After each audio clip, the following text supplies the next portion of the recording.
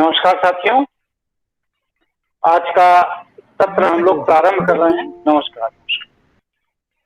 आपसे सभी से अनुरोध है कि मेरा जब वक्तव्य पूरा हो जाया करता है 15 मिनट 20 मिनट का, तब मैं पूछता हूँ किसी को कोई जिज्ञासा प्रश्न है तभी अपना माइक ऑन करिए, क्योंकि आप लोग बीच में अनावश्यक माइक ऑन करके बोलते हैं, उससे पूरा रिदम डिस्टर्ब हो जाता है।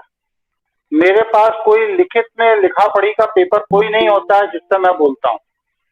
मैं अपनी याददाश्त और अपनी बौद्धिक क्षमता से बोलता हूँ, और उसमें आप लोग अनावश्यक रूप से बीच में अगर माइक ऑन करके डिस्टर्ब करेंगे तो फिर वो व्यवस्था, वो बात आप तक नहीं पहुंच पाएगी जो मेरी पहुंचाने की इच्छा है। इसलिए पूरे आत्मसंयम के साथ जुड़िए तो आपको आनंद आएगा। आज हम लोग जो श्रावण मास में भगवान शिव के महिमा का वर्णन कर रहे हैं, जिसमें कई पुराणों, कई ग्रंथों और कई लौकिक, पौराणिक और आध्यात्मिक कथाओं के पीछे जो विज्ञान छिपा हुआ है, उसकी जो हम चर्चा करते हैं, उसकी जो हम बातचीत कर रहे हैं, इस चर्चा, इस बातचीत को लेकर के आज का ये सत्र जो चल रहा है, इसका आज चौथा दिन है।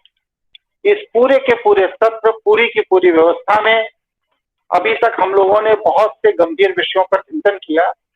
अब जो आज का विषय है वो ये है कि भगवान शिव के जो 12 ज्योतिर्लिंग हैं, ये क्या हैं, कैसे हैं, इनका क्या उपयोग है मनुष्य के जीवन में, इनके पीछे का विज्ञान क्या है, इनके पीछे का अध्यात्म क्या है, ये सारे विषय कैसे और किस तरह से चलाए जा सकते। एक 5 सेकंड के लिए मैं ब्रेक ले रहा हूं।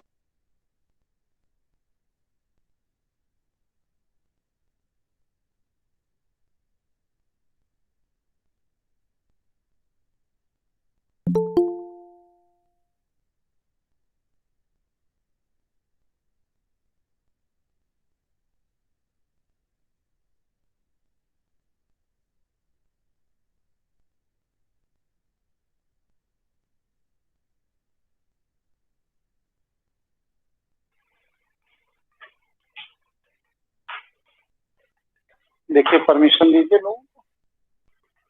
ठीक है, तो इस ज्योतिर्लिंग के आध्यात्मिक और वैज्ञानिक पहलुओं पर आज हम लोग चर्चा करेंगे। सबसे पहली और महत्वपूर्ण बात यह है कि ये ज्योतिर्लिंग है कहाँ, किस रूप में स्थापित है, इस पर चर्चा कर लेते हैं। पहला जो ज्योतिर्लिंग, वैसे इसमें प्राचीन ज्योतिर्लिंगों में कोई क्रम नहीं है। आप किसी भी क्रम को ये नहीं कह सकते हैं कि ये पहला है, ये आखिरी है, क्योंकि सृष्टि की उत्पत्ति जो बिंदु से हुई है, उसका ब्रह्मांड में जो आकार बना, हमारी ज्योतिर्लिंगों का उसी आकार, उसी स्वरूप में स्थापना और निर्धारण किया गया। ये ज्योतिर्लिंग पहला, जिसे सबसे ज्यादा ख्याति प्राप्त है, वो सोमनाथ का, ये गुजरात में स्थापित है। इसके बाद दूसरा ज्योतिर्लिंग है मल्लिकार्जुन, ये आंध्र प्रदेश में स्थापित है। फिर तीसरा ज्योतिर्लिंग है महाकालेश्वर, ये मध्य प्रदेश में है। ओमकारेश्वर, ये मध्य प्रदेश में है। महाराष्ट्र में 4 ज्योतिर्लिंग हैं, बैजनाथ, भीमाशंकर, त्र्यंबकेश्वर और गणेश्वर, ये महाराष्ट्र में है। इसके अलावा रामेश्वरम तमिलनाडु में, नागेश्वर गुजरात में, काशी में, बनारस में, विश्वनाथ उत्तर प्रदेश में और केदारनाथ उत्तराखंड में। इस तरह से ये 12 ज्योतिर्लिंग अलग अलग जगहों पर स्थापित किए गए। इन ज्योतिर्लिंगों की स्थापना के पीछे जो मूल उद्देश्य है वो क्या है कि तंत्र साधना में हमारे शरीर के अंदर 112 बिंदु हैं, जिन्हें तंत्र में मर्म ऊर्जा स्थल कहा गया है। और उस मर्म ऊर्जा स्थल पर जब हम नाद, ध्वनि, कंपन, तरंग किसी भी माध्यम से उन 112 तंत्र क्षेत्र को जागृत करते हैं तो उसके अलग अलग परिणाम हमको सामने आने लगते हैं, अलग अलग तरह की सिद्धियां हमें प्राप्त होने लगती हैं। तो इन ज्योतिर्लिंगों को उन तंत्र की ऊर्जा के लिए जो स्थापित किया गया, उसके लिए ये कहा जा सकता है कि ये सारे के सारे ज्योतिर्लिंग तंत्र की अलग अलग ऊर्जा केंद्रों को विकसित करने के केंद्र थे। इसमें इनकी उपासना पद्धति भी हर ज्योतिर्लिंग की अलग अलग है। इनका जो उद्देश्य है, जिस उद्देश्य से इनकी स्थापना की गई थी, वो उद्देश्य भी इनका एकदम अलग अलग है। जैसे कि सोमनाथ ज्योतिर्लिंग है, उसको शाप विमोचन के लिए स्थापित किया गया था। राजा दक्ष के द्वारा इसकी स्थापना कराई गई थी। इसका इतिहास अभी मैं आगे बताऊंगा आपको। और मल्लिकार्जुन जो ज्योतिर्लिंग है, यह आकर्षण, सम्मोहन जिसे आप कह सकते हैं, सम्मोहन की सिद्धि के लिए। महाकालेश्वर साम्राज्य विस्तार के लिए। महाकालेश्वर में राजा विक्रमादित्य से बड़ा उदाहरण और क्या चाहिए, जिनका यहां से लेकर के ईरान तक, अरब सागर तक पूरा साम्राज्य था। और ताज्जुब की बात आपको ये लगेगी कि राजा विक्रमादित्य ने कभी युद्ध नहीं किया। मात्र महाकालेश्वर शिवलिंग की सिद्धि के कारण वो जिस जगह को जीतना चाहते थे, भगवान शिव से आराधना करते थे, और उस जगह पर ऐसे अप्रत्याशित रोग या चीजें पैदा हो जाती थी कि वहां के शासक के विरुद्ध जन समाज संगठित हो जाता था। और जब राजा विक्रमादित्य वहां पहुंचते थे तो जनता को उनका पूरा सहयोग मिल जाता था, और बिना युद्ध के ही वो उस राज्य को जीत लिया करते थे। इसी तरह किसी का विवाह नहीं हो रहा तो उस व्यक्ति को ओमकारेश्वर शिवलिंग पर जाकर के वहां पर अपने विवाह की कामना करनी चाहिए।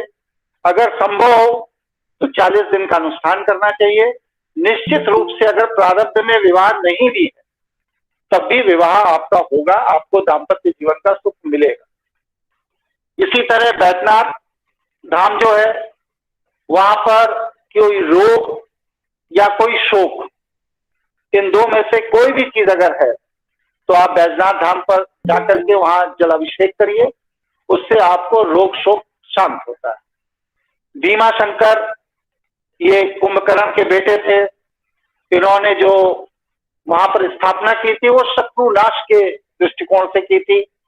और भीमा शंकर की जो ऊर्जा है, अगर कोई व्यक्ति अज्ञात शत्रुओं से घिरा हुआ है, उसे ये अंदाज ही नहीं लग रहा है कि मेरे शत्रु हमें परेशान कर रहे हैं, मैं कैसे इनसे बचूं, कौन शत्रु है, तो उस स्थिति में भीमा शंकर पर जाकर अनुष्ठान करने से वह शत्रु का नाश हो जाता है या वह शत्रु अपने आप नतमस्तक कर लेता है।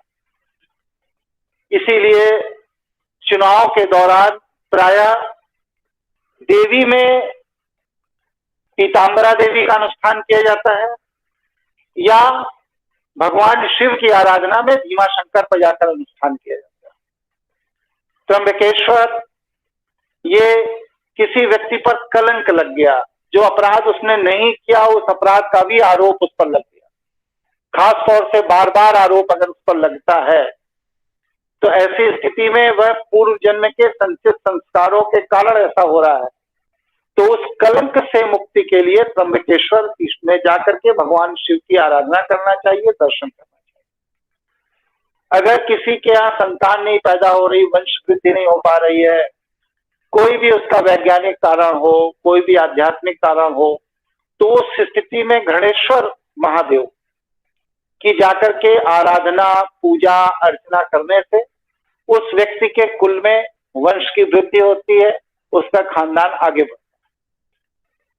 अगर प्रारब्ध में कोई पाप निहित है जिसके कारण बार बार आपके पुरुषार्थ असफल होते हैं, तो उस स्थिति में दक्षिण भारत में भगवान राम के पुरोहित रावण द्वारा जो रामेश्वरम शिवलिंग की स्थापना की गई थी, वहां जाकर के विधिवत अनुष्ठान करने से व्यक्ति के पूर्व जन्म के संचित प्रारब्ध के पाप नष्ट हो जाते हैं। नागेश्वर, अगर कोई व्यक्ति किसी बड़ी विपत्ति में फंस गया है, कारावास योग हो गया है, या कोई सरकार का ऐसा कोई बड़ा डंडा उसके ऊपर चल रहा है जिससे वो मुक्त होना चाहता है, शासन सत्ता की नाराजगी हो गई है, परिवार में कुछ ऐसी परिस्थिति हो गई है कि व्यक्ति बंधन में बन गया है, क्या करे क्या ना करे समझ में नहीं आ रहा है, तो ऐसी स्थिति में व्यक्ति को नागेश्वर जाकर के भगवान शिव की आराधना पूजा करनी चाहिए,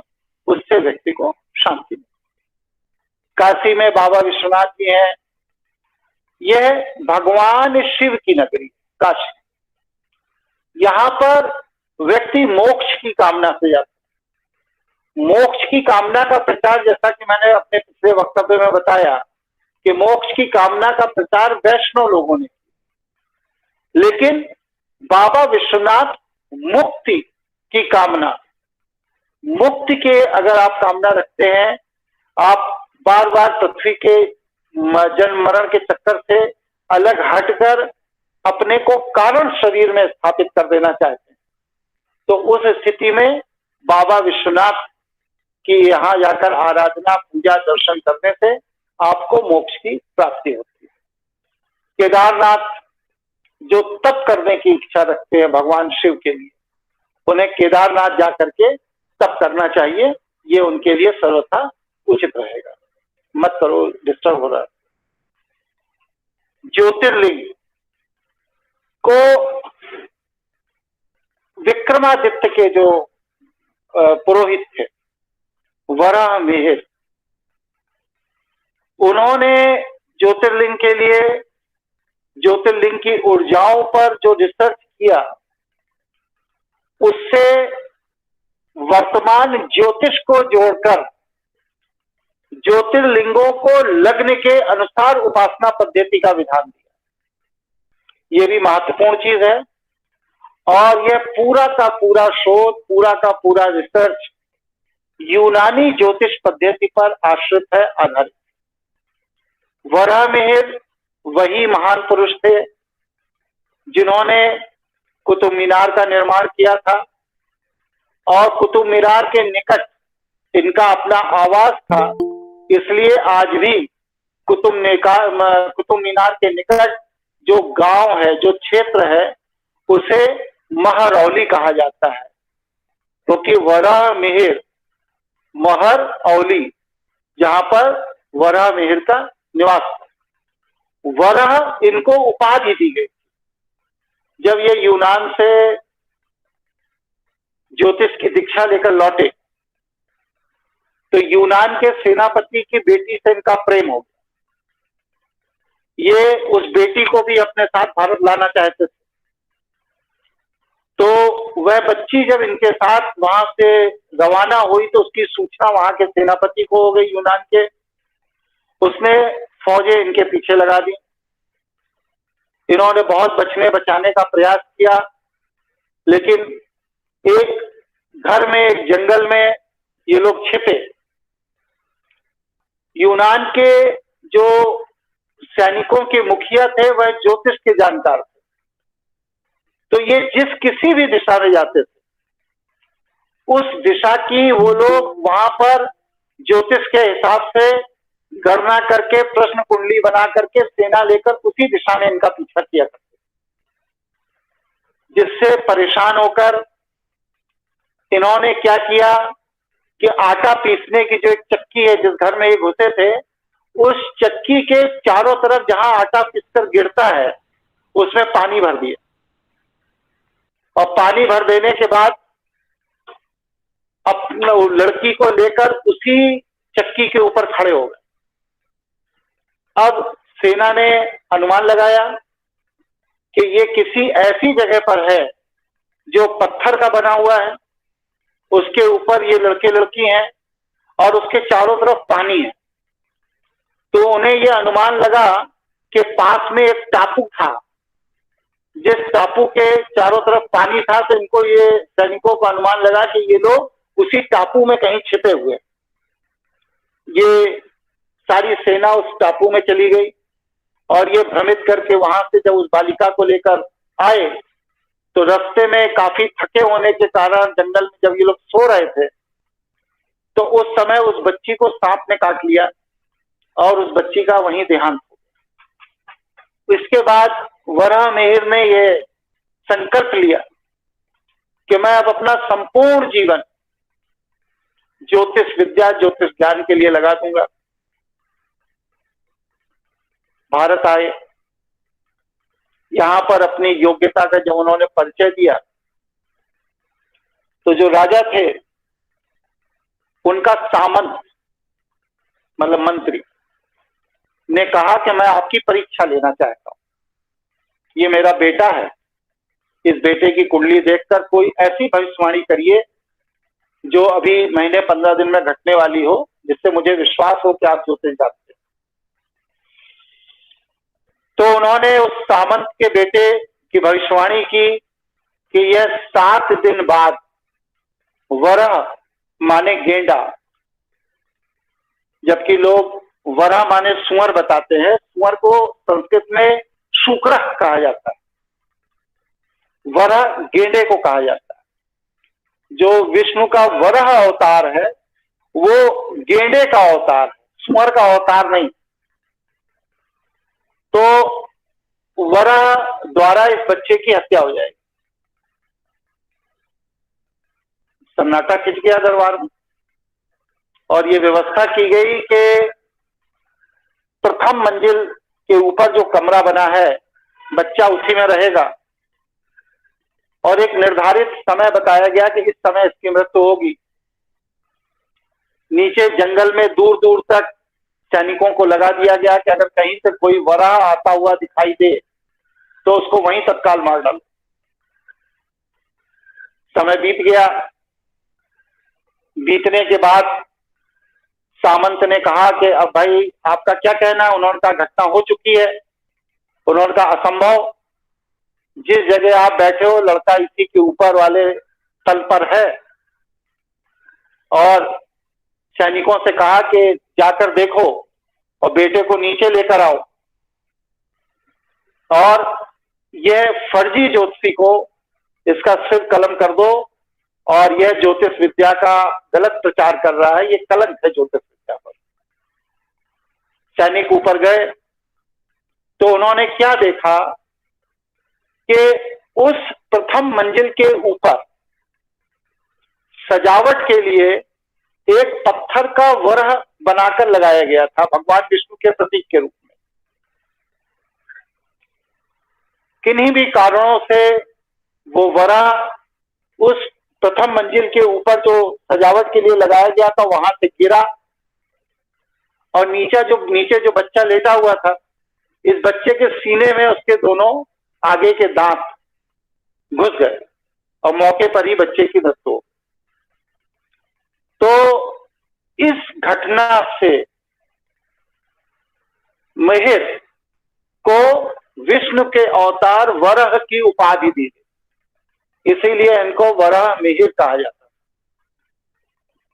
ये उज्जैन के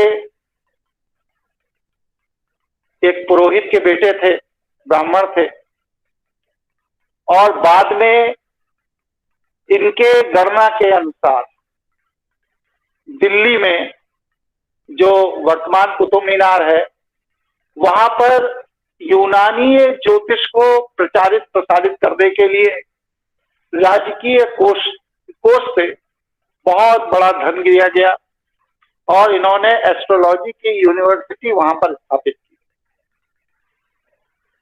और जिस आज हम कुतुब मीनार कहते हैं कुतुबुद्दीन ने बनवाया, उसे विष्णु स्तंभ कहा जाता है।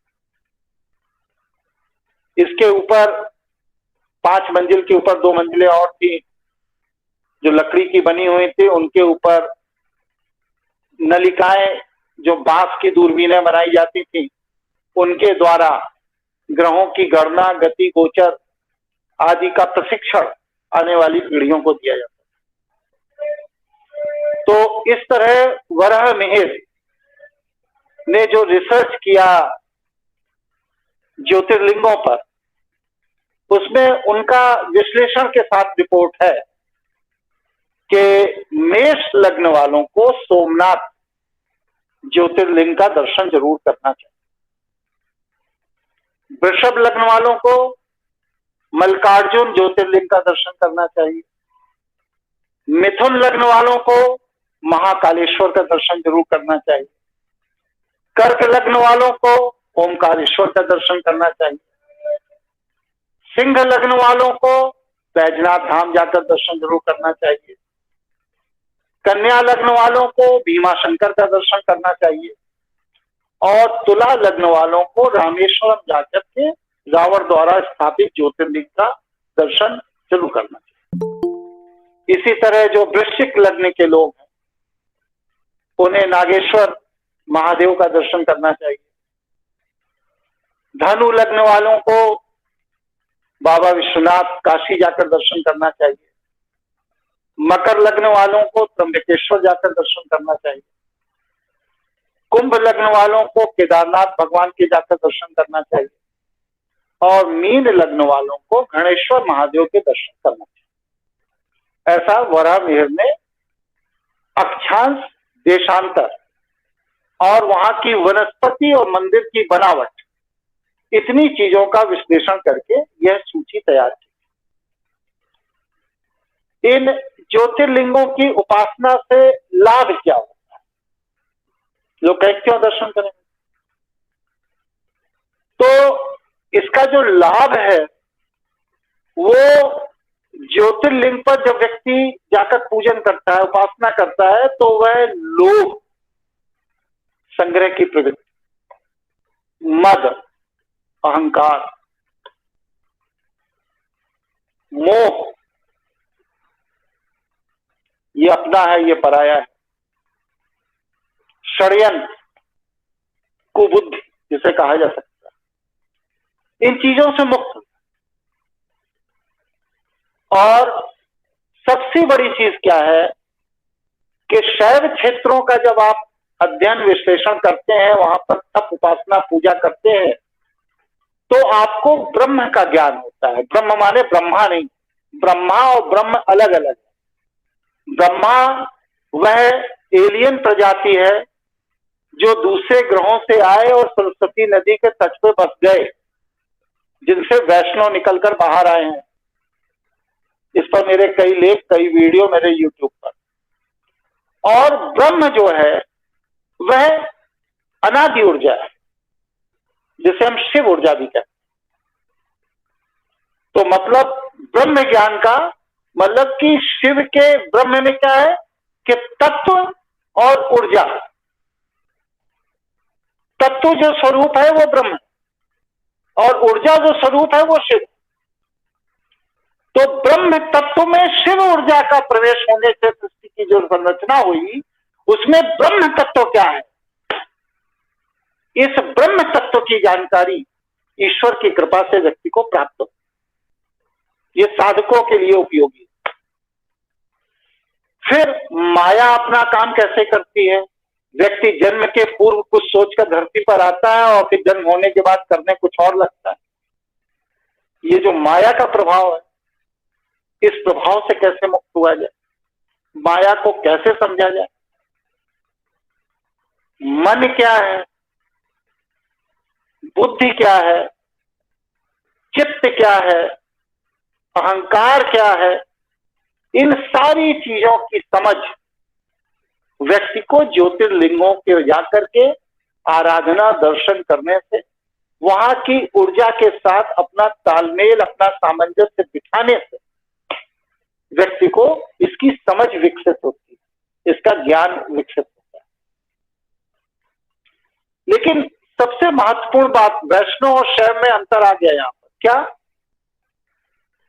कि वैष्णव कहते हैं कि काम, क्रोध, मद, लोभ, मोह, 5 विकार गिनाए। लेकिन शैव में काम और क्रोध को विकार नहीं माना गया, इसे ऊर्जा मानेंगे। तो काम और क्रोध, जिसे वैष्णव धर्म में विकार बताया गया है, ये शैव धर्म में ऊर्जा है, मनुष्य के अंदर जो ईश्वर द्वारा प्रदत्त है। और इस ऊर्जा का इस्तेमाल हम कैसे करें, ये तंत्र विज्ञान है। काम जो है, बहुत महत्वपूर्ण बात बता रहा हूं, उसको ध्यान से समझ लीजिए। काम का तात्पर्य सेक्स नहीं है, संभोग नहीं है। काम का तात्पर्य है रस योग। रस योग माने सम्मिश्रण करके किसी चीज को बनाने की कला। जैसे संतान को पुरुष का शुक्राणु और महिला का डिंब मिलके एक निर्माण किया जाता है, प्रकृति करती है।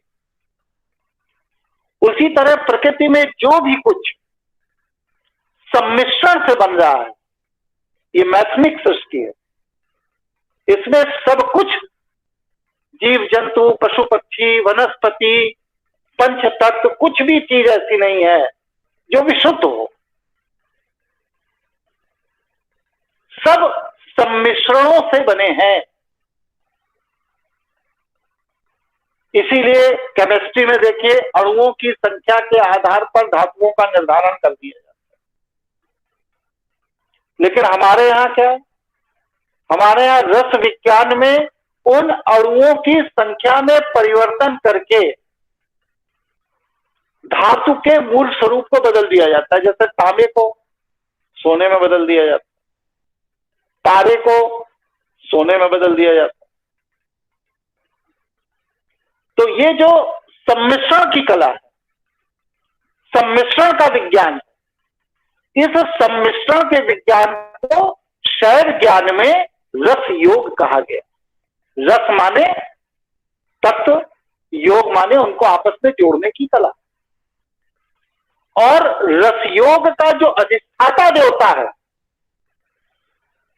वो कामदेव है। कामदेव को लोग वात्सायन के काम सूत्र से जोड़ करके पूरा का पूरा विभक्त स्वरूप समाज में प्रस्तुत कर देते हैं। नहीं, गलत। कामदेव की उपासना तंत्र के लिए की जाती है बस। और वात्सायन का जो काम सूत्र है, ये तंत्र ग्रंथ है। इसमें शरीर को लेकर के जो बातें कहेंगे वो बस 3 अध्याय, बाकी पूरा का पूरा ग्रंथ जो है 3 अध्याय के अलावा, ये पूरा का पूरा ग्रंथ तंत्र का है। तो काम की जो ऊर्जा, रस योग की जो ऊर्जा, ये निर्माण की ऊर्जा शैव ज्ञान में कही गई। इनका कहना यह है, हमारे आचार्यों का, शैवाचार्य जो हैं, कि सृष्टि में जो भी कुछ दिख रहा है पंच तत्वों से बना है, हमारे 5 इंद्रियों से अनुभूत हो रहा है, ये सभी कुछ काम रस से निर्मित है। प्रकृति निर्मित करती है, या उस विज्ञान को हम समझ ले प्रकृति के, तो हम भी उसे निर्मित कर सकते हैं। जब हरिश्चंद्र के पिता सत्यव्रत को विश्वामित्र इंद्रलोक भेज कर इंद्र आसन पर बिठाना चाहते, तो देवताओं ने विरोध किया उनके व्यक्तित्व और चरित्र को देख, उनको वहां से हटा दिया। इधर इंद्र अपने इस पर अड़े रहे, परमिशन दीजिए, अड़े रहे विश्वामित्र। तो इंद्र की जिद और विश्वामित्र की जिद के बीच में ये डिसाइड ही नहीं कोई कर पाया कि सत्यव्रत को इंद्र आसन पर बैठने दिया जाए या पृथ्वी लोक वापस भेज दिया जाए। तो उनकी स्थिति हो गई त्रिशंकु जैसी, यहां जाए कि वहां जाए, कुछ निर्धारित ही नहीं हो पाता। तो ये जो विरोध हुआ इंद्र और विश्वामित्र का, तो विश्वामित्र जब सामर्थ्य में हार गए देवताओं से, तब उन्होंने इंद्र को चुनौती दी। कहा, तुम्हारे इंद्रलोक में जो स्वर्ग की अवधारणा है, कल्पना है, वैसा ही एक स्वर्ग मैं पृथ्वी लोक पर बनाऊंगा, क्योंकि मैंने वादा कर दिया है सत्यव्रत को स्वर्ग का राजा बनाने का। इसलिए मैं पृथ्वी लोक पर स्वर्ग बनाऊंगा और उसका राजा मैं उसे बनाऊंगा। और उसके लिए उन्होंने तमाम तरह के रसायनों से एक नई सृष्टि की उत्पत्ति की प्रक्रिया शुरू की, जिसको डिस्टर्ब करने के लिए बात को मेनका को भेजा गया। फिर मेनका से इनका जो अफेयर हुआ, उसके कारण शकुंतला का जन्म हुआ। वो आगे की हिस्ट्री है, वो अलग एक कहानी है। तो ये जो पूरा का पूरा विज्ञान, पूरा का पूरा जो निर्माण विज्ञान है शैव तंत्र में, यह रसयोग है। रसयोग की ऊर्जा काम ऊर्जा, इसलिए शैव में काम को विकृत नहीं माना गया। वैष्णव ने काम को गलत तरीके से प्रस्तुत किया। और इसी तरह क्रोध को शैव ऊर्जा में, शैव संस्कृति में विनाश की ऊर्जा था। भाई जब निर्माण है काम ऊर्जा, तो विनाश के लिए भी ऊर्जा चाहिए। तो क्रोध को विनाश की ऊर्जा कहा गया। शैव तंत्र में हठयोगी जितने भी होते हैं, जो जिद्दी होते हैं और ईश्वर को बाध्य कर देते हैं अपनी इच्छा के अनुसार कार्य करने से, ये सारे के सारे हठयोगी क्रोध की ऊर्जा का इस्तेमाल करते। इसलिए काम रसयोग निर्माण की ऊर्जा है, क्रोध हठयोग विनाश की ऊर्जा है। इसलिए शैव तंत्र में काम और क्रोध को मनुष्य की विकृति नहीं माना गया है, मनुष्य की ऊर्जा माना गया है। यहां तक कोई प्रश्न, किसी की कोई जिज्ञासा हो तो बताइए।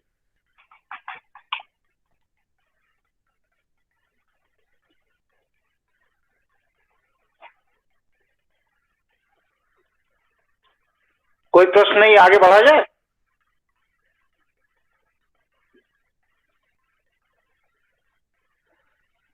देखो कोई बोल रहा है नहीं? हाँ बोलिए भाई। ये सब एकदम मौन हो जाते हैं, पूछने पर भी नहीं बोलते। हाँ बलजीत जी, लोग बोल कहने पर भी नहीं बोलते और फिर अनावश्यक माइक ऑन कर देते हैं। गुरुजी चरण स्पर्श गुरुजी। देखिए कौन बीच में 2-3 लोगों ने माइक ऑन कर दिया। आपकी आ रही है, लेकिन और किसी का भी माइक ऑन। जिस स्वर्ग से पृथ्वी पर भी, स्वर्ग को पृथ्वी पर भी बनाया जा सकता है।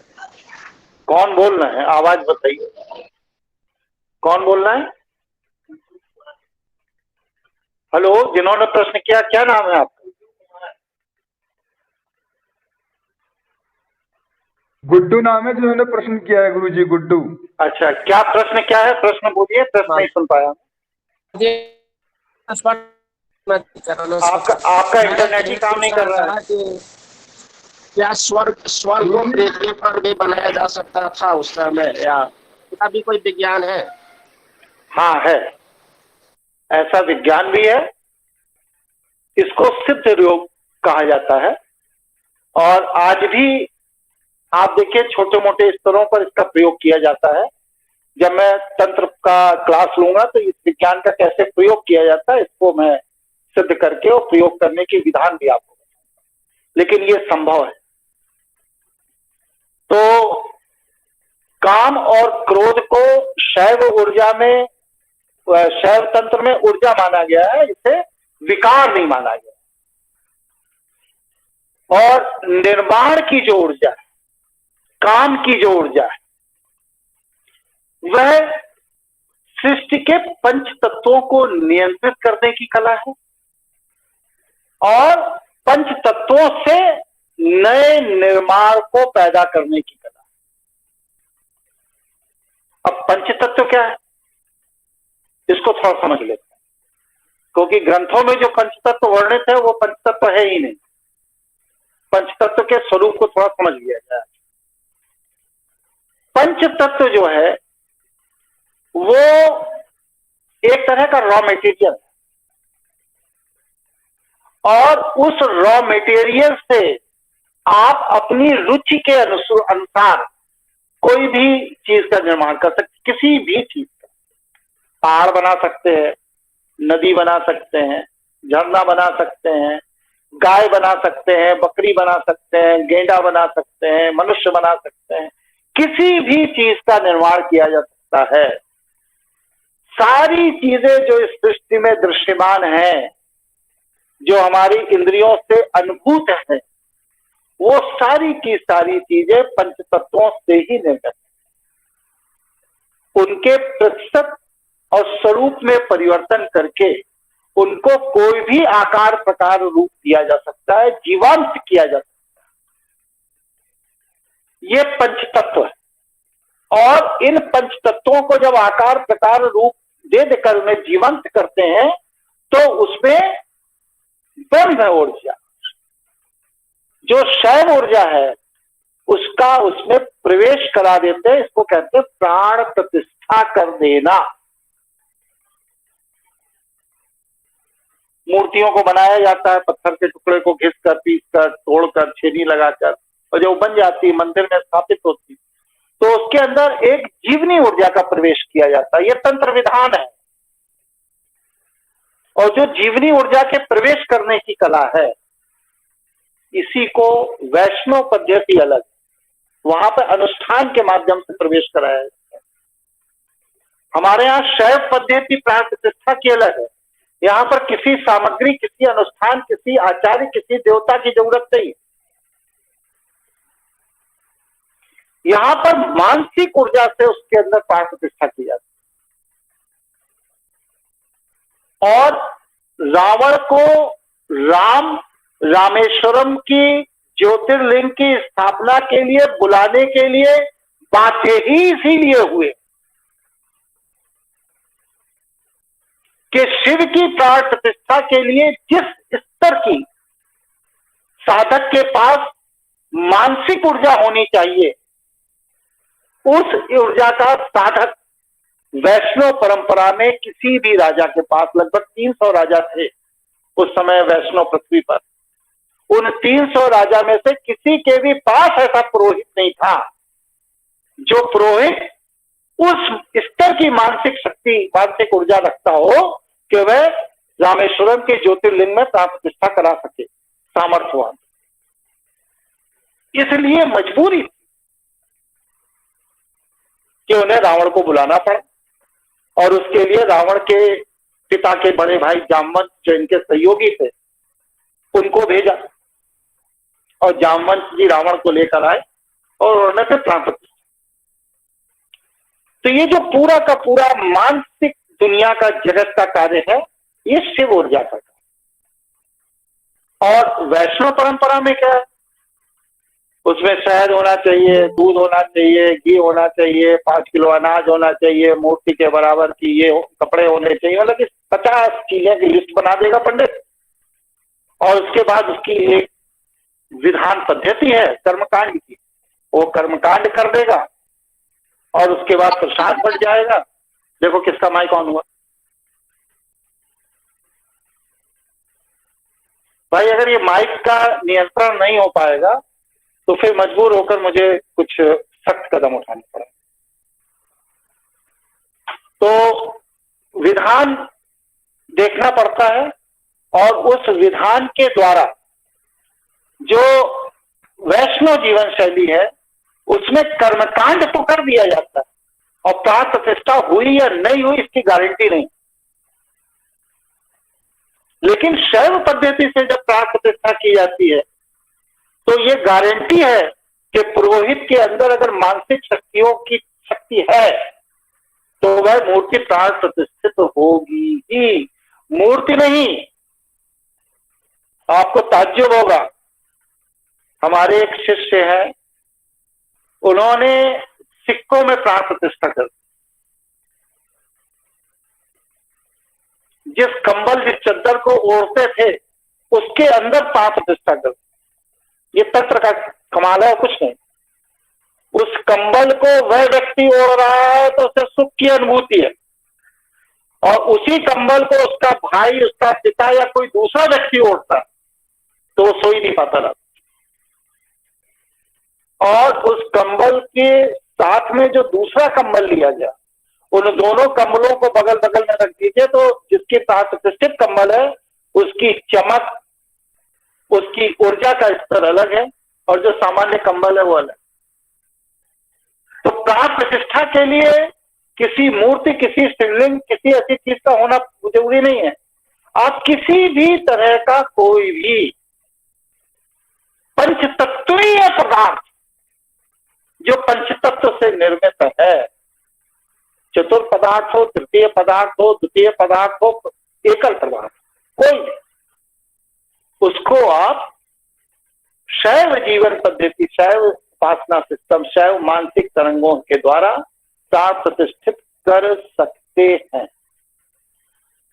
इसको कहते हैं जागृत तत्व।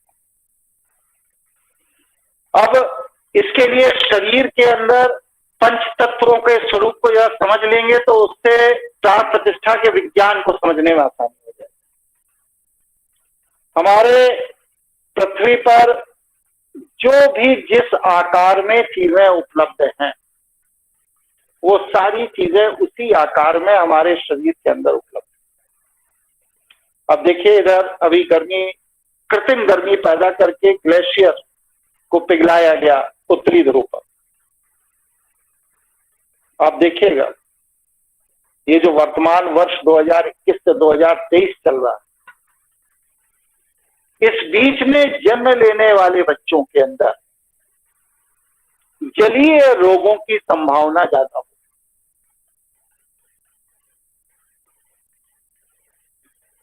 क्योंकि हमारे जो शरीर का विज्ञान है उसमें प्रकृति द्वारा जो निर्धारित, आप जब प्रकृति में असंतुलन पैदा करके प्रकृति के अंदर के रेशियो को बिगाड़ देते हैं, बदल देते हैं, तो उसका इम्पैक्ट हमारे शरीर पर पड़ने लगता है, ऑटोमेटिक पड़ने लगता है। शैव विज्ञान क्या कहता है कि एक स्वस्थ शरीर के अंदर 72% जल होना चाहिए, 12% पृथ्वी तत्व की चीजें होनी चाहिए, 6% वायु तत्व की चीजें होनी चाहिए, 4% अग्नि तत्व की चीजें होनी चाहिए, और 6% आकाश तत्व, ब्रह्म तत्व, ब्रह्मांड तत्व होना चाहिए। जब यह रेशियो, यह संतुलन रहेगा तो व्यक्ति शिष्ट की व्यवस्था के तहत कभी भी अस्वस्थ नहीं, उसका मन, मस्तिष्क, शरीर सब कुछ स्वस्थ है। क्योंकि ये जो तत्व का असंतुलन है, यही विनाश और विकृति का कारण। जल तत्व, जिसमें शरीर का खून जो हमारे रगों में बह रहा है, हमारे हड्डियों के अंदर, नसों के अंदर जो तरह तरह के केमिकल बहते हैं, ये सारे के सारे रस जो लीकेज फॉर्म में, और वह खून, यह सब जल तत्व के अधीन आते हैं। आपको ये सुनकर ताज्जुब होगा, आश्चर्यचकित होंगे कि जिस मस्तिष्क का हम लोग प्रयोग करते हैं, यह जल है। जल के अंदर न्यूरॉन्स का फंक्शन है, और ये पूरा का पूरा मस्तिष्क जो है, जो कपाल के अंदर सुरक्षित कर दिया भगवान ने, इसमें मात्र 15% छोटी छोटी नसें हैं जिनके अंदर न्यूरॉन्स का प्रवाह होता है, जो स्पार्क करती है। बाकी पूरा का पूरा मस्तिष्क 85% जल से निर्मित। इसीलिए जब आपको कभी भी मस्तिष्क से संबंधित कोई भी समस्या किसी को भी हो, तो उस व्यक्ति को नारियल पानी पीना शुरू कर देना चाहिए। अगर वह नारियल पानी पी रहा है और सेंधा नमक का सेवन कर रहा है, तो मस्तिष्क के किसी भी विकार के लिए किसी भी तरह की किसी भी चिकित्सा की कोई आवश्यकता नहीं है। मस्तिष्क अपना पोषण स्वतः उस नारियल पानी से कर लेगा। इसी तरह हमारा जो ब्लड है लिक्विड फॉर्म में पूरे शरीर में बहता है, इसमें 79% पानी है।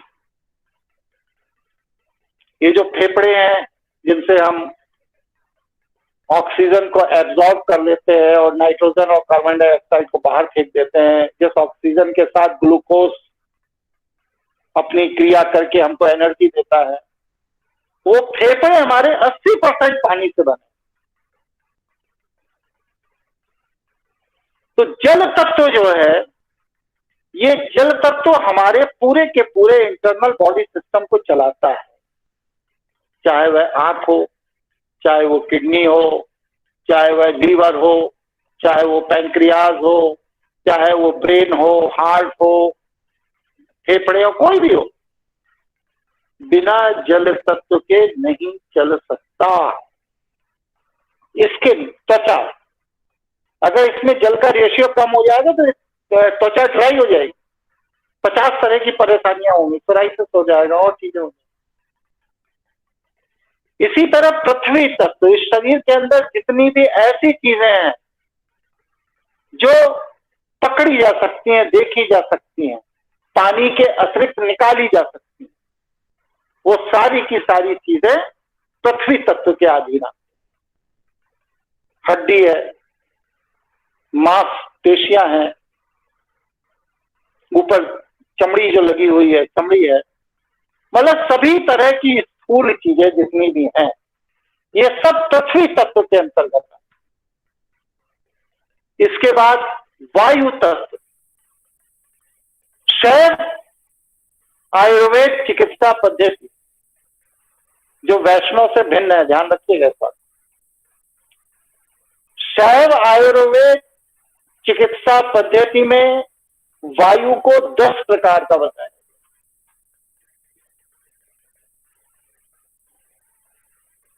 व्यान, समान, अपान, उदान, प्राणवायु, इसी तरह 10 अलग अलग तरह की वायु है जो हमारे शरीर में अलग अलग क्रियाएं करती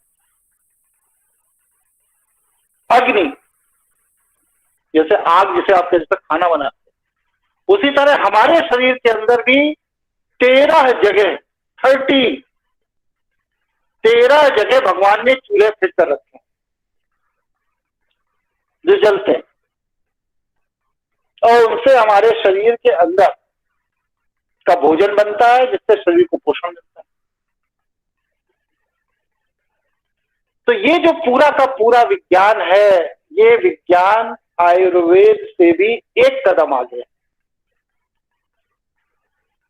आयुर्वेद शैव तंत्र विज्ञान से निकला हुआ एक स्थूल विज्ञान है।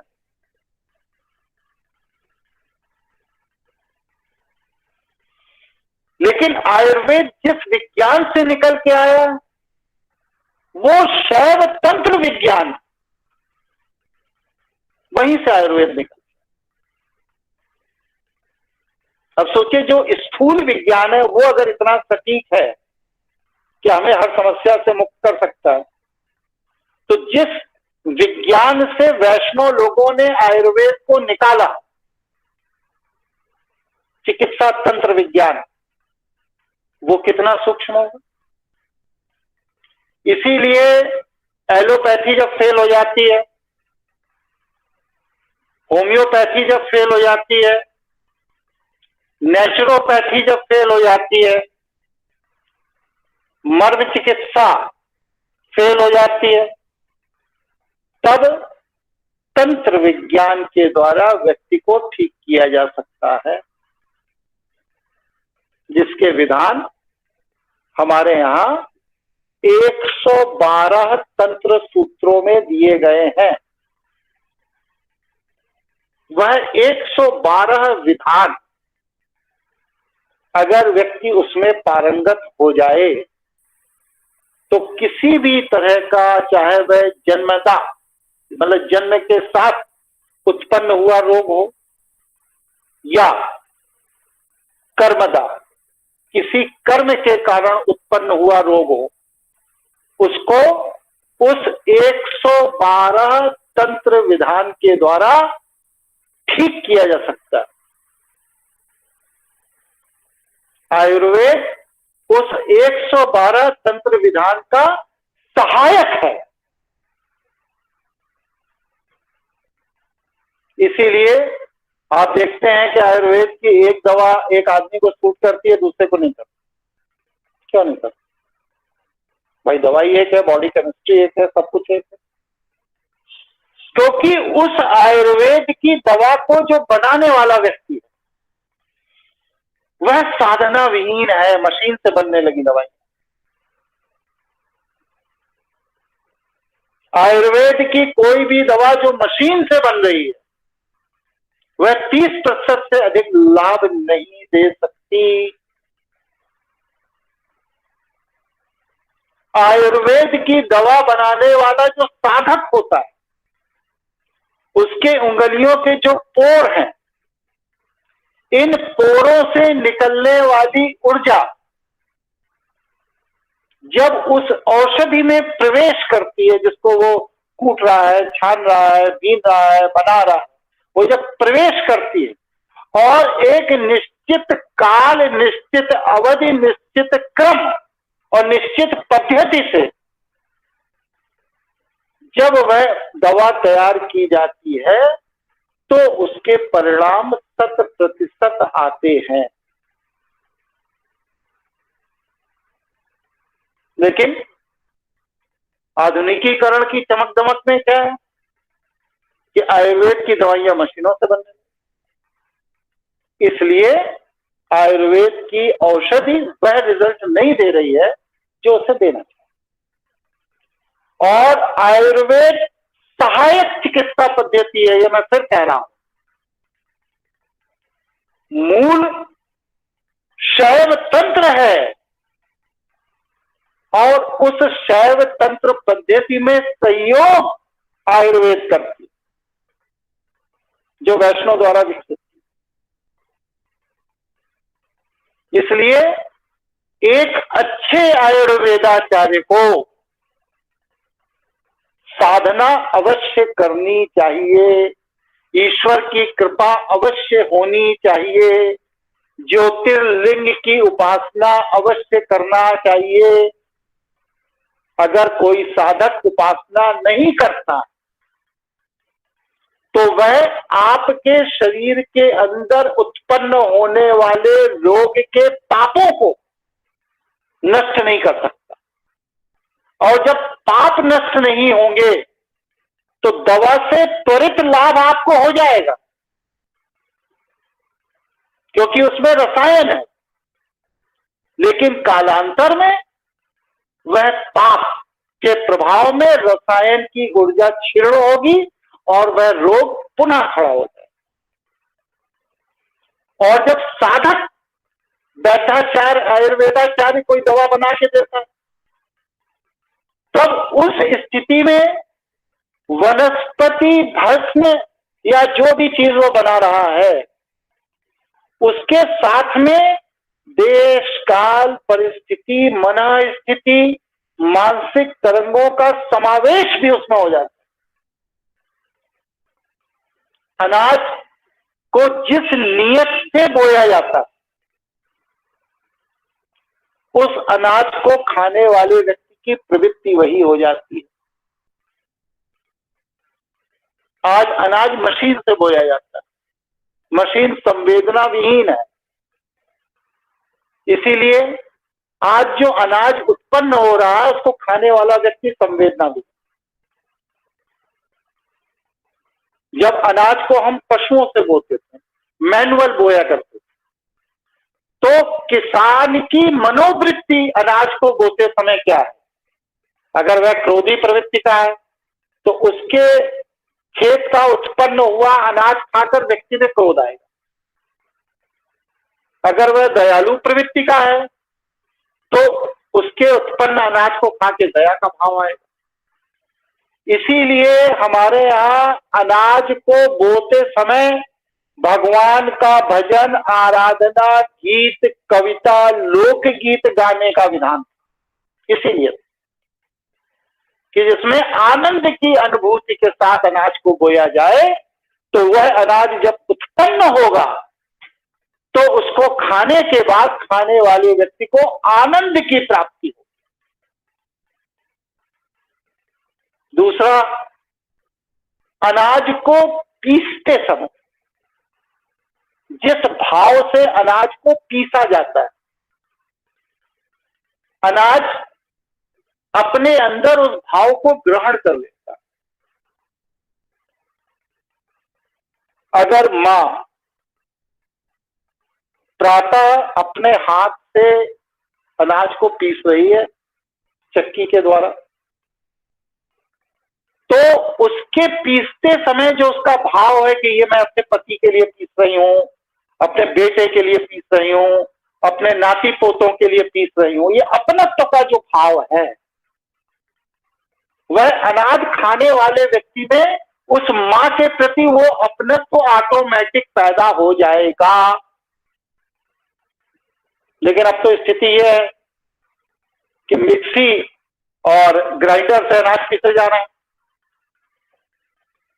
और उससे बड़ी बात यह है कि राजीव दीक्षित जी के तथाकथित चेले जो सनातन धर्म और सनातन ज्ञान की बात करते हैं, वो भी बिजली से चलने वाली मथानी और चक्की बेच रहे हैं।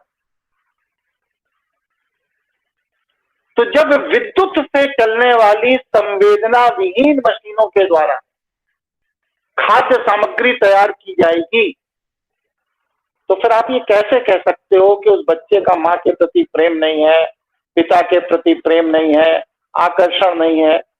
नहीं होगा, संवेदनाएं होंगी ही नहीं, क्योंकि उस अन्न का उत्पादन भी मशीन से हो रहा है और उसकी तैयारी भी मशीन से हो रही है।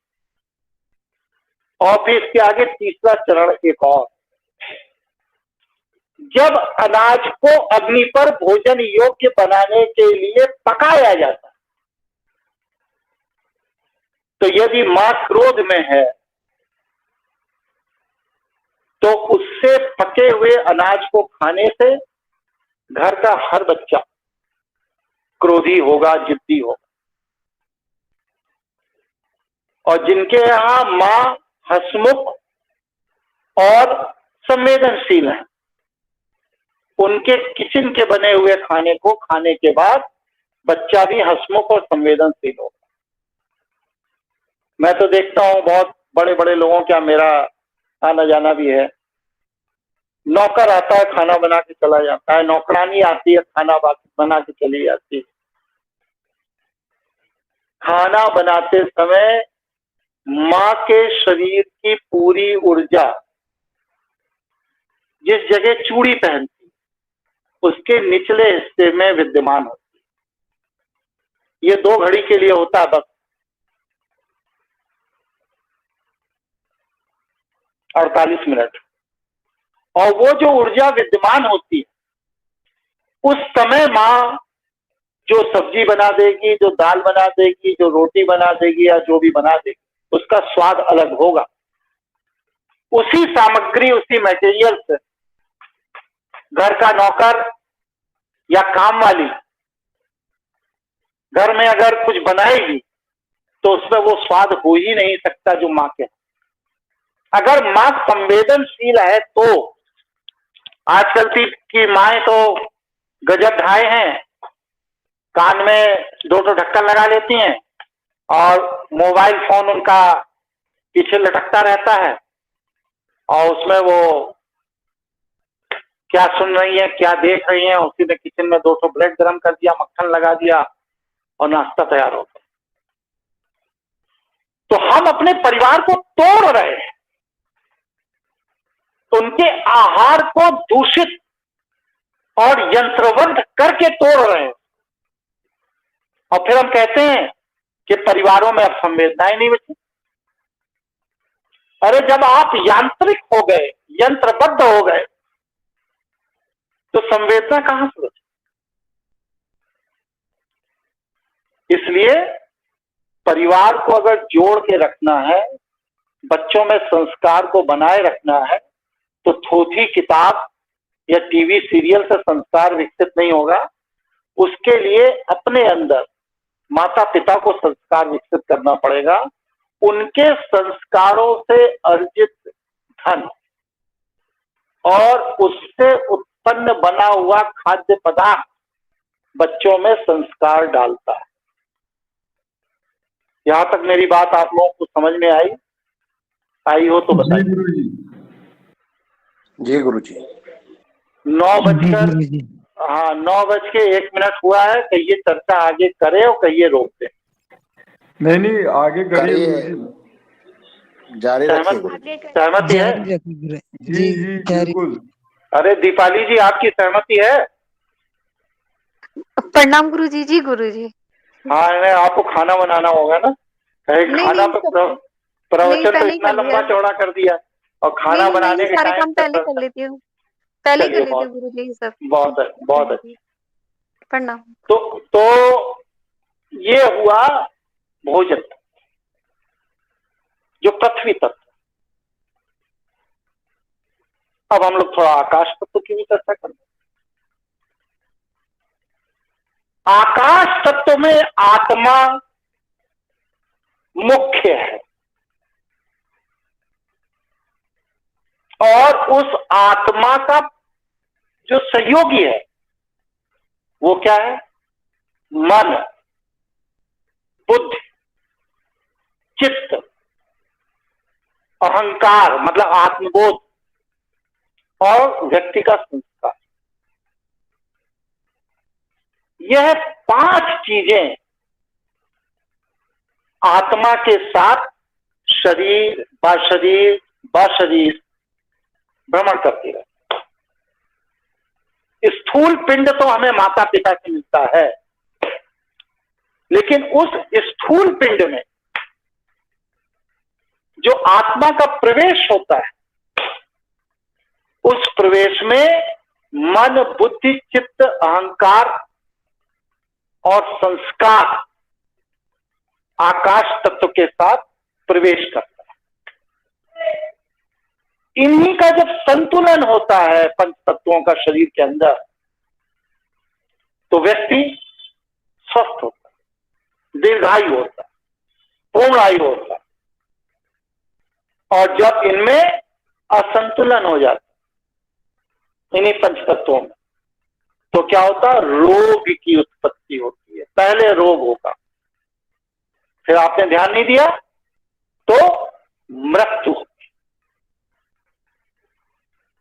एक कुटिल तांत्रिक, जिसे कहते दूसरों के विनाश की इच्छा रखने वाला वाम मार्गी तांत्रिक, वो कुछ नहीं करता, बस सिर्फ आपके शरीर के पंच तत्वों के संतुलन को बिगाड़ देता है और कुछ नहीं करता।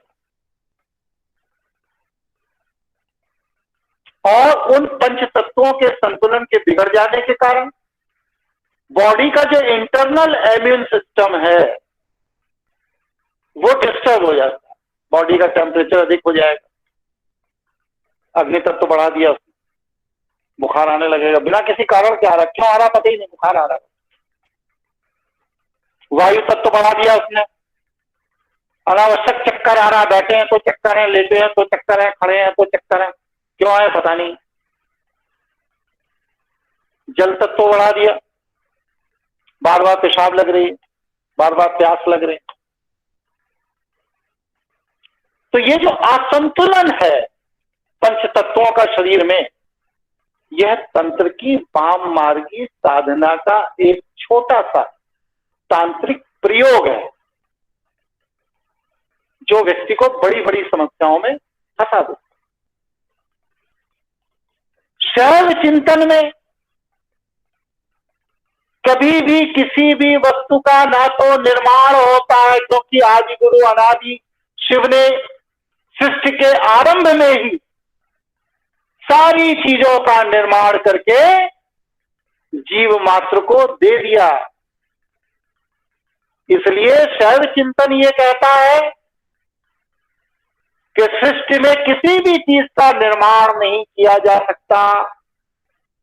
जिस चीज को हम अद्भुत मान रहे हैं, नया मान रहे हैं, वह पहले से निर्मित है, हमारे सामने नहीं थी, इसलिए हम अज्ञानी थे और आज हमारे सामने आ गई तो हमें ज्ञान प्राप्त हो गया कि ये भी एक चीज। जैसे खिलौना फैक्ट्रियों में बन गया और आकर दुकान पे रख गया। अब बच्चा जब तक दुकान तक नहीं गया तब तक उसे नहीं मालूम कि कितने तरह के खिलौने बाजार में, लेकिन निर्माण बजाने कब हो गया। अब बच्चा जब दुकान जाता है तो उसे पता चलता है कि अच्छा रबड़ का भालू भी होता है, लकड़ी का घोड़ा भी होता है, मिट्टी के गणेश जी भी होते हैं, जबकि बन वो कभी गए। उसी तरह सृष्टि में जो भी कुछ विद्यमान है, शैव चिंतन ये कहता है कि निर्माण अनादि है, हमारे जन्म के करोड़ों साल पहले निर्मित हो चुका। इसलिए हम किसी चीज का निर्माण नहीं करते।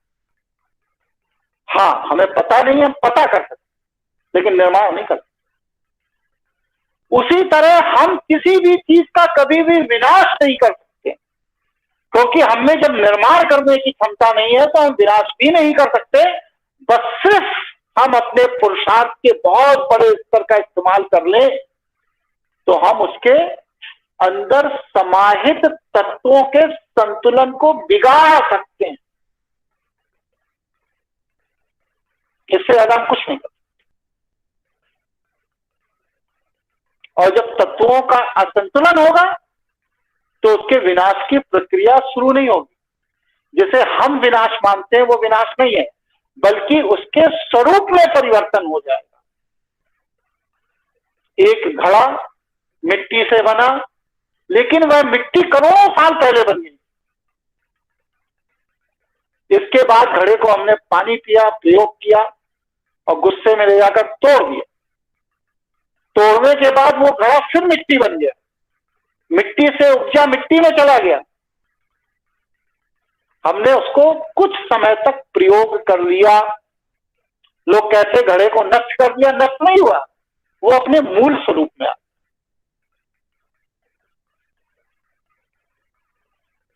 तो इस तरह शैव चिंतन ये बताता है कि ना तो किसी भी चीज का निर्माण हो सकता है और ना किसी भी चीज का विनाश हो सकता है।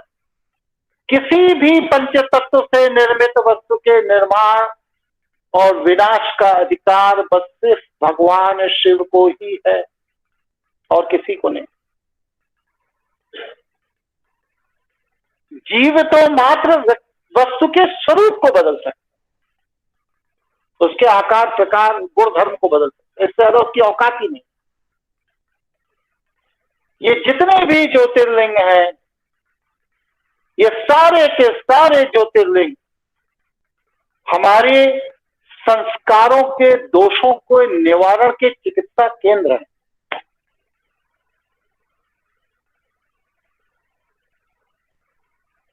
इस पर आगे चर्चा करेंगे। मुझे लग रहा है 9:15 हो गया है, तो कोई जिज्ञासा, कोई प्रश्न हो तो 2-4 प्रश्न कर लीजिए। फिर इसके बाद ये एक लंबा विषय है कि संस्कारों की चिकित्सा कैसे की जाती है। इस पर एक अलग सत्र अगली बार जब शिव चर्चा होगी तो ले लें। कोई जिज्ञासा, कोई प्रश्न हो तो बताइए। गुरुजी, एक मेरा वही फिर से सवाल है, पुराना ही है। इतना सब कुछ होने के बावजूद शैवों के ऊपर ऐसी कौन सी काल की परिस्थिति बनी कि जो आज अपने निम्नतम स्तर पर है? इतना अद्भुत सब कुछ है, आदि अनादि के सब सिद्धांतों पर है, वो मेरा जानना है। ये चीज हमारे यहाँ आकर्षण का एक सिद्धांत होता है, ये कृत्रिम होता है, ये माया का प्रभाव इसी को कहते हैं। आज हम जानते हैं कि हम क्रिश्चियन मिशनरी के अंदर बच्चे को भेज करके उसके जीवन को बर्बाद कर रहे हैं, संस्कार विहीन बना रहे हैं। इसके बाद भी माता पिता आत्मसम्मान सड़क पर फेंक कर अपमान सहता हुआ जाता है और जबरदस्ती बच्चे को क्रिश्चियन मिशनरी स्कूल में इंग्लिश पढ़ाने के लिए, इंग्लिश मीडियम पढ़ाने के लिए एडमिशन कराता है। क्यों कराता है आप? वो इसलिए कराता है क्योंकि उसके अंदर समझ नहीं है। इसी तरह वैष्णव लोगों ने जो आज के क्रिश्चियन मिशनरी कॉन्वेंट स्कूल की तरह उस समय गुरुकुलों की चमक दमक पूरी दुनिया में फैलाई, तो जैसे आज के मूर्ख माता पिता बच्चों को कान पकड़ के जबरदस्ती कॉन्वेंट स्कूल में ले जाकर भर्ती करते हैं, ऐसे ही उस समय मूर्ख माता पिता लोगों ने बच्चों को वैष्णव गुरुकुलों में पढ़ाना शुरू किया और वैष्णव गुरुकुलों में वैष्णव ज्ञान पढ़कर निकलने वाले बच्चे वैष्णव जीवन शैली के समर्थक हो गए। जैसे कि आजकल क्रिश्चियन मिशनरी के पढ़े हुए लड़के निकल करके सेकुलरिज्म की बात करते हैं।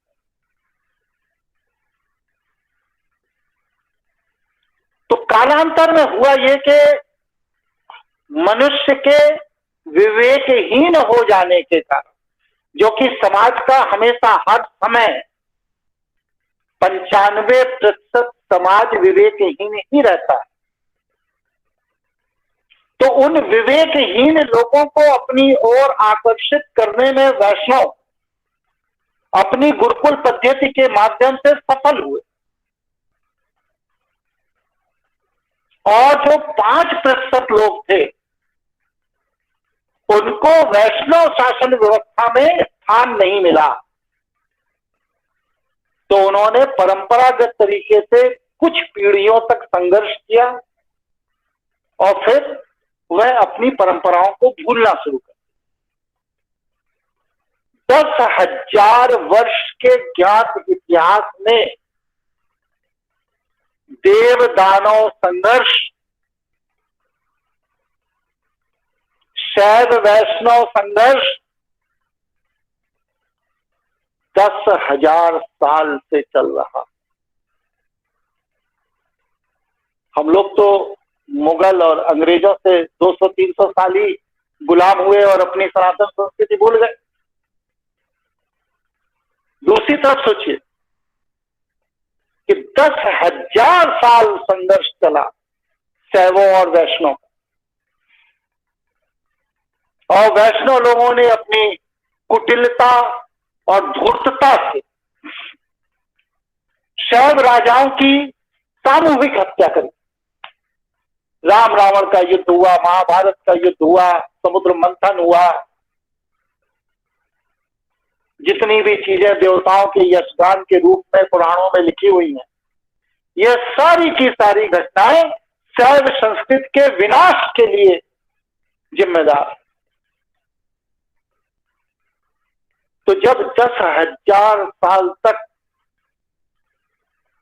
कोई एक विशेष संस्कृति किसी दूसरे विशेष संस्कृति के ज्ञान को बस सिर्फ नष्ट करने में लगी रहे, तो स्वाभाविक है कि वह संस्कृति कितनी भी उन्नत हो, कितनी भी विकसित हो, कितनी भी अच्छी हो, लोगों का उसके प्रति विश्वास और आकर्षण कम होगा। और जब विश्वास और आकर्षण कम होगा तो वो चीज धीरे धीरे धीरे धीरे समाज से विलुप्त होने लगी। आज जो ज्ञान मैं आपको दे रहा हूं ये मुझे अपने गुरु से मिला, जो तंत्रज्ञ थे, पंडित हंसराज शर्मा जी। उनके साथ 28 साल बस सिर्फ सनातन संस्कृति, सनातन ज्ञान, सनातन तंत्र पर मैंने उनसे 7 साल की उम्र से दीक्षा ली, जब तक उनका शरीर उन्होंने नहीं छोड़ा। तो उनके द्वारा घूट घूट जो मुझे शैव संस्कृति का ज्ञान पिलाया गया, वो ज्ञान है जो मैं सरल शब्दों में आपके सामने रखता हूं। अभी इसमें ब्रह्मास्मि क्रिया योग,